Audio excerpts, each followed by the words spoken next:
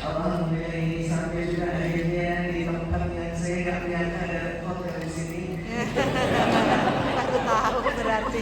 Sama dulu, gitu ya. Iya. Iya, jadi takjub juga di antara kegaunannya subur, masya Allah, ya baik. Biasanya orang Bugis kalau di mana?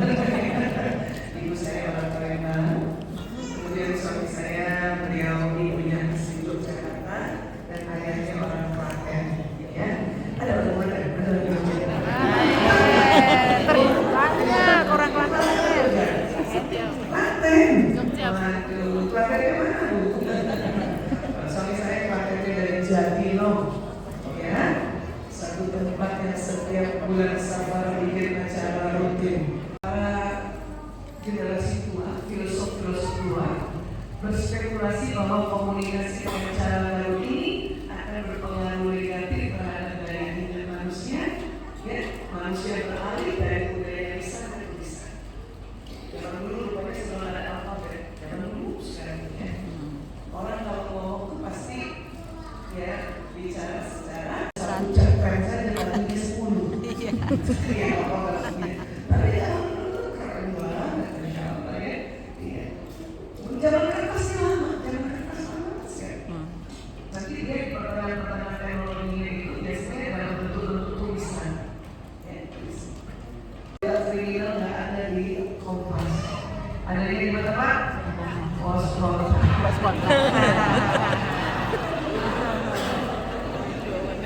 Tapi si zaman dulu itu sebuah karya dari otak tangguh. Iya. Sehingga kalau ada TV rusak zaman dulu Dikeprak. Nyala lagi. Karya-karya ini adalah otak dengan sel otak yang lebih canggih, lebih sophisticated, dan lebih lembut. Tahu sekali ya? Iya. Zaman dulu kalau kita mau sholat, mata kita dipukul. Sekarang begitu kan malah lebih tuh anak. Ya. Nama. Sekarang ini ini memang begitu. Kenapa? Karena itu sesuai dengan perubahan dari ya sel otak manusia. Izin hari ini saya mengatakan otak ada otak besar, ya ada otak kecil berbagi ruang kanan dan kiri. Di dalamnya ada sel otak namanya neuron. Jumlahnya 100 miliar. Ahli neuroscience mengatakan satu neuron cara kerjanya seperti satu komputer yang tercanggih di zaman. Inilah mengapa ya sehingga ahli di Abdullah radhiyallahu anhu mengatakan didiklah anakmu sesuai zamannya. Ya. Tadi saya dengan Pak Yusuf adalah penampungan data-datanya lebih banyak atau orang bilang RAM-nya lebih besar. Ya. Kalau kami tadi Pak, kalau 20, 50, 70, dia nggak canggih tapi tangguh. Makanya tadi karya yang diciptakan, ya dia lebih tangguh. Sekarang memang lebih canggih, tapi lebih lembut.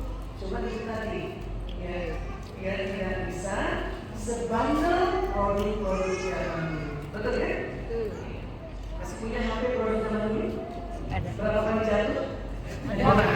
Kita lihat apa yang kita dengar, apa yang kita hidup, apa yang kita ucap di lidah, apa yang kita ucapkan, dan apa yang kita kerjakan masuk di dalam indera-indera, kemudian di otak terjadi sambungan-sambungan. Ini saja sudah sangat luar biasa. Membawa darah yang berisi nutrisi, mineral, vitamin, ya, hormon-hormon. Gitu. Tapi kemudian ya, di tahun 91 ini penelitian dari Dr. J. Andre Alfo dari karena square mata putih-putih matanya anak laki lebih sempit dibanding anak perempuan. Makanya karena lebih sempit putih-putih mata pada laki-laki, laki-laki bicara tatap mata tidak kuat lebih dari 5 detik. Kalau anak perempuan, ya anak perempuan, square matanya lebih lebar. Walaupun anak kita lihat sudut matanya sipit, tapi putih-putih mata anak perempuan juga lebih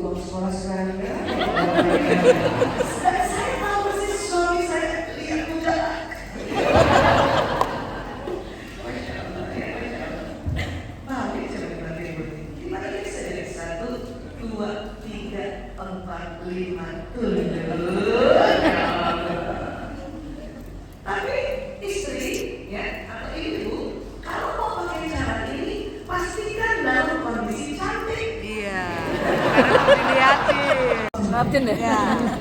kaca ini ya. Atau ada yang bawa mobil? Bawa mobil ya, suami anak masih bisa dengan protokol, masih bisa juga jawab HP dokter. Itu perumahan. Bahkan di kantor-kantor di rumah-rumah ada beda ya. Laki-laki tidak begitu. Laki-laki Fokus. Allah takdirkan korpus-korpusnya yang tengah ini itu lebih tipis.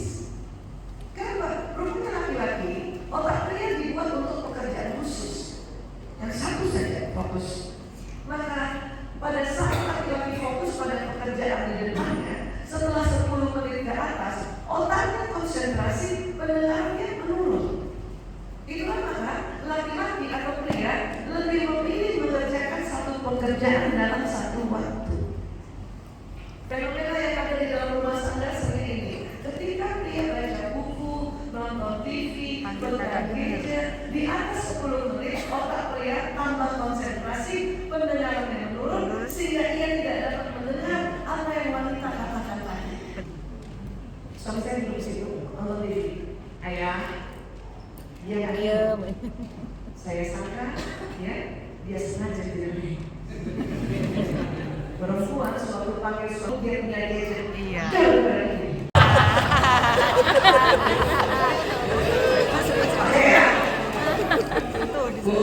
Umi, ibu, mama, ya, pada saat memanggil suami yang sedang konsentrasi atau anak lagi konsentrasi, dan kita berharap pas dia menoleh kita masih cantik, pakai strategi ini.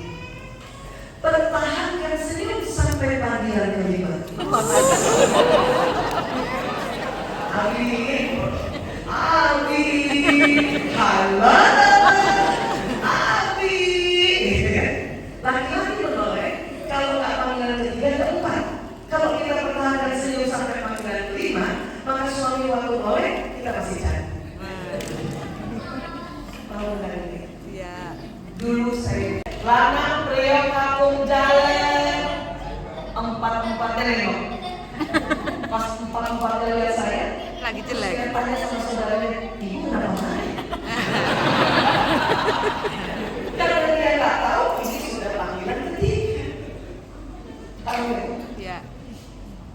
Jadi hindari pertengkaran atau ribut gara-gara sesuatu yang fitrah yang Allah berikan. Ya, makanya dikasih ilmunya dan dikasih strateginya. Tahu nggak?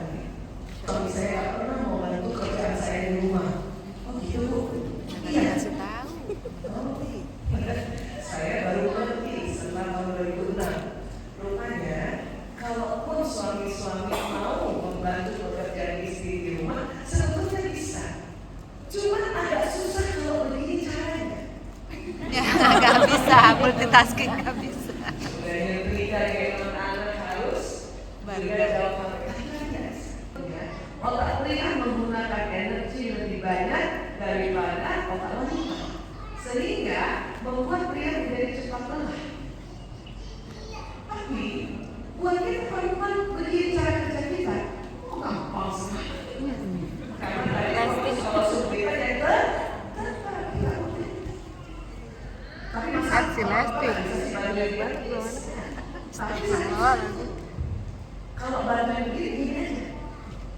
Jangan lagi dititip anak. Sedang begini saja tiba-tiba ada telepon, itu bapak-bapak harus Panik. Iya. dia harus fokus di teleponnya. Betul. Sebetulnya saya sudah bilang sering cerita Rasulullah SAW biasa membantu pekerjaan keluarga di rumah.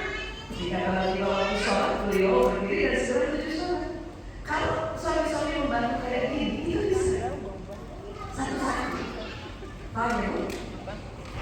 Jadi bersyukur aja kalau ada suami yang bisa melakukan ini. Sudah tercatat ya. Kepada bapak-bapak yang bekerja berat seperti ini, Pak, lagi pasang skru, tiba-tiba teman lewat bapak. Iya, ada. Mau pergi pesta kan yang ketujuh? Kok kamu nggak bilang sama aku? Iya. Astagfirullahaladzim. Tadi siang waktu ayah lagi benerin motor, enggak? Ya Allah ya. Terus kita makanya apa? Emang kamu nggak pernah dengerin aku? Iya. Udah. Benar-benar maafkan kali ini maaf. Kalau dia udah boleh nanti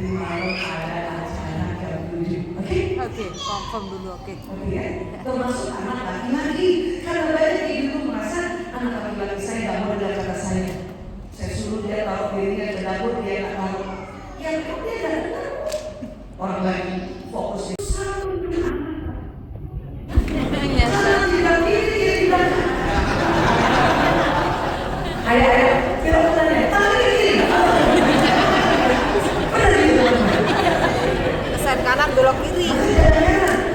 Yang bikin cepat cemburu. Nah, rasanya itu nggak sih? Cemburu nggak sih sama suami? Kalau misalnya suami lebih seneng ngomong atau dia capek, ibu nggak ada dia bicara. Ya.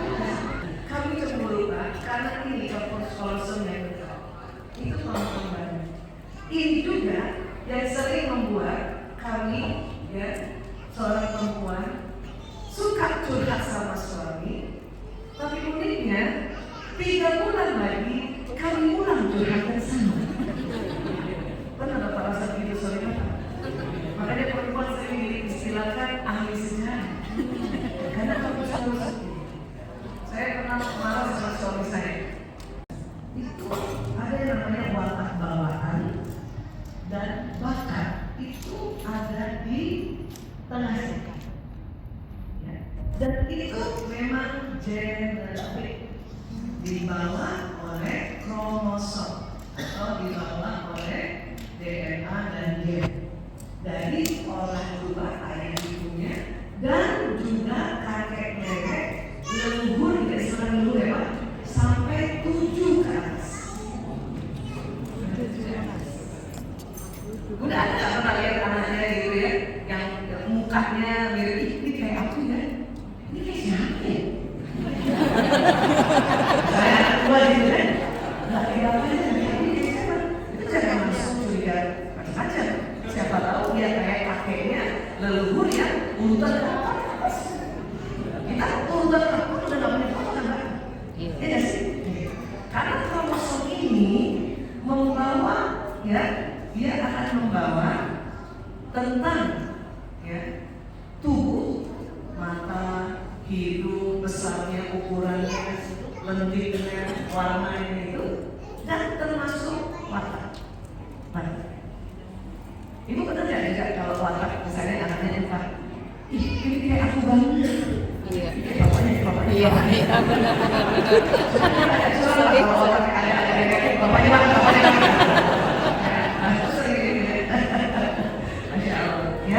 Nah, itu memang begitu. Ya. Pernah dengar istilah kromosom seks? Perempuan XX, laki-laki XY. Nah, ini kromosom kayak gini bentuknya. Perempuan ada 2 yang kayak gini, XX, laki-laki X dengan ini. Ya. Sebetulnya para ilmuwan bingung, kasih nama apa ini ya? Nggak tahu bentuknya. Ada ilmuwan lain bilang kita kasih nama Y aja tuh, walaupun nggak Y banget gitu. Makanya laki-laki disebut XY. Di dalamnya ada benang-benang kromatin yang di dalamnya ada DNA dan dalam DNA ada gen seperti itu. Nah, setelah itu nanti Allah taruh program itu di otak di sini, ya. Termasuk bakat. Nah, kalau watak setiap orang Allah kasih 2 jenis, bakat 8. Ya, ini. Makanya kenapa? Tadi saya bilang bahwa otak akal itu yang di depan ini. Ini yang nanti diisi dengan ajaran prinsip hidup, ilmu pengetahuan, nasihat, pola asuh, budaya, lingkungan. Termasuk nanti kalau kita udah bekerja dimanapun nanti ada visi-visi perusahaan, nanti masuknya di otak depan yang akal tadi di frontal. Terus nanti kalau sudah menikah, kita akan juga belajar watak pasangan. Karena suami istri itu secara fitrah, secara sunatullah adalah watak yang berbeda. Ya, nah ini watak bawaan. Watak bawaan nggak bisa dirubah. Apa yang ada program di situ? Di situ ada program hasrat, ada program kebaikan atau kelebihannya dia, kekuatan, dan ada kelemahan. Sudah ada di situ. Termasuk mereka baca cerita tentang ada anak yang ngalahan. Itu berarti jenis watak yang damai. Ngalahan itu sudah ada di watak. Tapi kemudian Bapak nanti ajarkan untuk dia sedikit lebih tegar, itu boleh. Walaupun kalimatnya ya untuk enak lebih tegar sedikit. Itu masuk di otak yang depan. Karena nanti ajaran-ajaran ini akan berinteraksi dengan watak bawaan. Nah sekarang juga budaya mempengaruhi. Saya orang Bugis Pak, kalau ngajarin anak nggak bisa terlalu lembut kayak orang Jogja, orang Solo, orang Sunda. Saya juga punya anak tuh yang wataknya arahan. Zaman dulu sebelum banyak belajar, apa saya bilang nggak bisa kayak gitu. Kita orang Bugis Pak. Itu secara ilmu psikologi terbagi 3, introvert, extrovert, ambivert. Ya, ambivert ini perpaduan antara introvert dan extrovert. Ya. Introvertnya yang mana? Introvert ini orang atau siapapun termasuk diri kita maupun anak-anak lebih memilih ada di tempat sepi dan sendiri. Kalau ada di antara bapak ibu seperti ini sejak kecil, berarti ada yang introvert. Walaupun di otak depan sudah mulai belajar, nggak mungkin kamu sendiri terus, itu pelajaran. Extrovert lebih semangat ketemu orang, terutama orang baru. Ada orang ini, makanya pada suatu lockdown ini yang paling bersiksa. Makanya ini yang paling bersiksa. Ini orang paling senang, yes, lockdown. Saya kerja di rumah kan gitu. Nanti ada separuh-separuh, namanya ambivert, tergantung situasi. Kadang ingin di tempat sepi, kadang ingin di tempat orang lain. Ya, ayo. Bapak Ibu sudah mulai tahu? Bapak Ibu ya? Introvert lebih produktif di tempat tertutup. Walaupun introvert itu lebih senang kerja dalam ruangan. Tempat tertutup dan sendiri itu lebih produktif. Cepat selesai kerjanya. Tapi orang extrovert itu lebih produktif di tempat terbuka. Kelamaan dalam ruangan selama dia extrovert. Ini yang disebut orang lapangan. Ya. Kerjain bareng-bareng. Ada anak yang gitu. Makanya anak yang extrovert pada saat lockdown itu setengah mati tanya pulang balik sama orang tua, kapan sekolah boleh dibuka? Kapan sekolah? Aku mau sekolah. Ya. Bahkan waktu kerja, waktu dia belajar pakai Zoom, anak yang extrovert itu nggak bisa dengerin gurunya begini terus. Dia sambil dengerin, sambil juga buka hal yang lain untuk dia berinteraksi sosial. Ini extrovert. Ambivert separuh-separuh lagi. Terkadang ingin di tempat tertutup, terkadang juga ingin di tempat terbuka. Ini secara garis besar. Kalau mau lebih detail lagi, kami pakai cara yang gampang ya, boleh ya? Ya, kita tes boleh, Bapak Ibu. Tapi saya minta karena watak itu genetik, ya tentu mendeteksi di waktu usia muda lebih akurat. Kalau sekarang Bapak Ibu sudah banyak ilmunya, ya. Jadi sekarang bayangkan Bapak Ibu mundur ke usia sekolah dasar, boleh? Yang ya kelas 3, 4 SD ya. Jadi 3, 2, 1. Sudah pakai bendera semuanya? Sudah. Saya kepala sekolah nih. Ya. Pilihan ini, ya. Kan dari ingatnya watak itu diberikan 2 jenis. Apakah mau jadi penonton, sutradara, penulis skenario, orang dia diulik? Tipe ini tipe ya, paling gampang tidur di mana saja.